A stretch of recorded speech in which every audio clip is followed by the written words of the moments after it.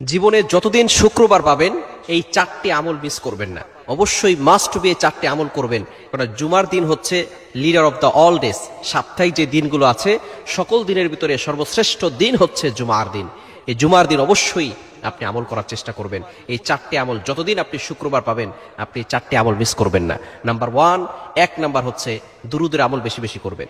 দুরুদ শরীফের আমল যত বেশি করবেন তত বেশি আপনি আল্লাহর নৈকট্য অর্জন করতে পারবেন। আল্লাহ পাক রব্বুল আলামিন নিজে এই দুরুদ পড়ার কথা কিন্তু জানিয়ে দিয়েছেন। আল্লাহ পাক রব্বুল আলামিন বলছেন, ইয়া আইয়ুহাল্লাযীনা আমানু ওয়া ইউ হ্যাভ বিলিভার্স, ঈমানদারগণ, সাল্লু আলাইহি ওয়া সাল্লিমু তাসলিমা। পবিত্র কোরআনুল কারীম খুলেন 22 নম্বর পারার 5 নম্বর পৃষ্ঠার 4-5 নম্বর লাইনে রয়েছে।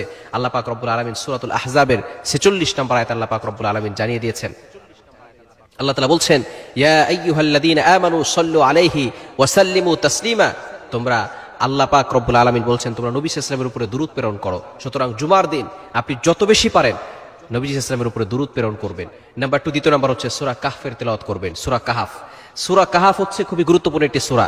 যে ব্যক্তি জুমার দিনে সূরা কাহফ তেলাওয়াত করবে আল্লাহ পাক রব্বুল আলামিন তাকে দাজ্জালের ফিতনা থেকে হেফাজত করবে। কেন ইমাজিন দ্যাট, আপনি কল্পনা করতে পারছেন? দাজ্জালের ফিতনা হচ্ছে ভয়ঙ্কর ফিতনা। নবীজি সাল্লাল্লাহু আলাইহি ওয়াসাল্লাম শুধু নন, সকল নবীরা এই দাজ্জালের ফিতনা থেকে বাঁচতে তার উম্মতদেরকে সতর্ক করেছেন। আমাদের নবীজি সাল্লাল্লাহু আলাইহি ওয়াসাল্লাম নিজে কিছু সতর্কবার্তা দিয়েছেন। শুধু তাই নয়, দাজ্জাল কেমন হবে সেটাও নবী সাল্লাল্লাহু আলাইহি ওয়াসাল্লাম জানিয়ে দিয়েছেন। সুতরাং এই দাজ্জালের ফিতনা থেকে বাঁচতে এবং দুনিয়ার সকল ফিতনা থেকে বাঁচতে আমরা প্রতি শুক্রবারে জুমার দিনে সূরা কাহফের তেলাওয়াত করব। যদি পুরাটুকু পড়তে না পারি তাহলে কমপক্ষে 10টি আয়াত হলেও আমরা মুখস্থ করে নিব, যাতে করে আমরা প্রতি জুমায় এই আমলটি করতে পারি। 4 নম্বর আমল হচ্ছে আগে আগে মসজিদে ঢোকা। আগে আগে মসজিদে গেলে একটা উট সর্বপ্রথম যে যাবে একেবারে খতিব সাহেবের সামনে বসবে, কারোর সাথে কথা না বলে খুতবা শুনবে, আলোচনা শুনবে, নামাজ পড়বে, তাহলে আল্লাহ পাক রব্বুল আলামিন তাকে একটি উট কুরবানি করার সওয়াব দান করবে। এরপরে যে যাবে তাকে একটি গরু কোরবানি করার সওয়াব দান করবেন। এরপরে যে যাবে তাকে একটি বকরি কোরবানি করার সওয়াব দান করবেন।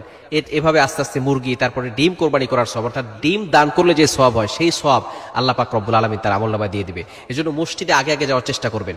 এবং এত ফজিলতপূর্ণ হাদিস আমি আর পাইনি। নবীজি সাল্লাল্লাহু আলাইহি ওয়াসাল্লাম জানিয়ে দিয়েছেন, যে ব্যক্তি জুমার নামাজের জন্য পবিত্র হয়ে এরপরে সুন্দর পোশাক পরিধান করে, উত্তম পোশাক পরিধান করে, এরপরে আতর ব্যবহার করে, এরপরে যে রাস্তা দিয়ে সে মসজিদে যায়, ওই প্রতিটি কদমে কদমে আল্লাহ পাক রব্বুল আলামিন তার 1 বছরের গুনাহ মাফ করে দেন এবং 1 বছর আমল করলে যে সওয়াব হয় সেই সওয়াব আল্লাহ তাআলা তার আমলনামায় দিয়ে দেন প্রতিটি কদমে কদমে। এবার চিন্তা করেন, একটু আগে আগে মসজিদে আসলে সওয়াব কম হবে না বেশি হবে? আসতে পারবো তো ইনশাআল্লাহ? আল্লাহ তাআলা আমাদের সকলকে তাড়াতাড়ি মসজিদে আসার তৌফিক দান করেন। এবং 4 নাম্বার হচ্ছে দোয়া করা। জুমার দিন দোয়া বেশি বেশি করবেন। কিছু কিছু সময় আছে যে সময় দোয়া করলে দোয়া কবুল হয়, বিশেষ করে জুমার নামাজের পরে।